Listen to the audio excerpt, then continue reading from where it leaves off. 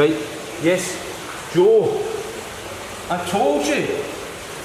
Joe, I told you. Listen, son, you put the tatty scone under the sausage. Yes. Right, Joe, yes, I'll speak to you later. Again, I'm just about to start. Cheers, big man. Thank you. Joe Wicks. Yet again. Well, hello, Bella boys and girls, past, present and future, young and old. Welcome to episode 5, who'da thunk it, of your all-singing, all-dancing favourite channel now, KTFB. Keep that flame burning. Change of location, our expenses are rising. So location change, we're now in Bella Houston Academy's famous pond area, and I'll maybe give you a wee handheld tour of that at the end of episode 5. So here we are. Before we go any further, one correction. My producer has told me to point out to you that there was a mistake at the end of the previous episode where I referred to Bash It with Baldy. I should, of course, have alluded to Boss It with Baldy, my fitness programme combining dietary and health advice. I should make clear, of course, that Bash It with Baldy is, of course, a boxing DVD produced by Tyson Fury. So, just an update on the Joe Wicks situation, boys and girls. We are locked in intense financial negotiations. He, of course, continues to try and buy out our programme, and we're having none of that. Boss It with Baldy. I am hopeful, of course, of securing a lucrative post-retirement deal, and I'll keep you posted on developments. I told you in the last episode that I'd had an angry sounding text from Mrs. McKenna, the Executive Director of Children and Families for Glasgow. I think that's her title this week, not sure. She's my boss, and she had called.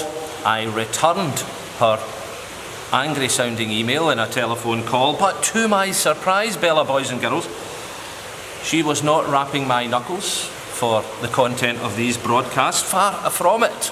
She wanted, in fact, to make a pitch in relation to Boss It with Baldy. Mr. Anderson, she said, I was wondering, I hope you don't think I'm being too forward here.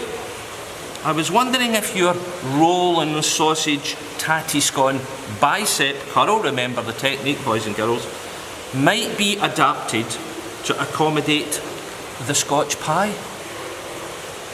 Now you can see straight away, boys and girls, why Mrs. McKenna bestrides the educational firmament and I am but a lowly serf. Think about it. The Scotch Pie, it's good for balance, it fits into the human hand, and of course when heated would do for outdoor sessions in the Scottish winter. So, a potentially genius suggestion. However, I had to say, boss, calm your jets. A good idea, however, you have to remember that as far as I am aware, no school, fuel zone or cafeteria anywhere in the country has had the good sense and foresight to introduce the Scotch Pie as part of their haute cuisine. Maybe not so haute, more lukewarm. Bad Hedy's joke, number 47B. She said, I take your point, Mr. Anderson, leave it with me. Does this mean, Bella boys and girls, that we could see the introduction of the humble Scotch Pie in our fuel zones? No. I have, however, been told that Greggs, although shut at the moment, are planning to use drones to deliver their produce, but boys and girls, I think that's probably just pie in the sky. I'm grateful to PC McTaggart, our campus police officer, for that joke.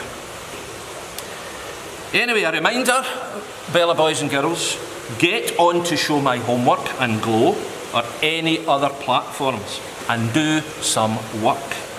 HT Bella knows what's happening out there, and the activity rates and take-ups are variable, let's put it that way. So we need to pace ourselves. It's early days yet, but please do a bit of work. Now, someone who has exactly done that is Aidan Shannon of 1M1, and he's been doing some homework for Mrs. McWhinney and RE. The topic was the parable of the Good Samaritan, and as part of this, he drew planet Earth with the slogan, "We are all here together, therefore we are neighbours." So well done, Aidan. Great work, and of course a very relevant message for us all just now. And there'll be a Bella badge, special Bella badge for you when we all get back together. So well done. I should say that if you do send examples of your work to your various teachers, I have asked them to send things on to me so that possibly I might give you a wee mention on Keep the Flame Burning. Okay, serious point. Someone else who's helping to keep the show on the road on behalf of the cluster of schools for which she has responsibility and of which Bella Houston Academy is one, is our pastoral QIO, Gillian Campbell-Thow. Now ponder the name, Gillian Campbell-Thow. If ever there was a yawning chasm between the poshness of a name and the reality of the person, it's in relation to Gillian Campbell-Thow. But a very big Bella up to GCT for everything that she's doing to keep her schools in touch.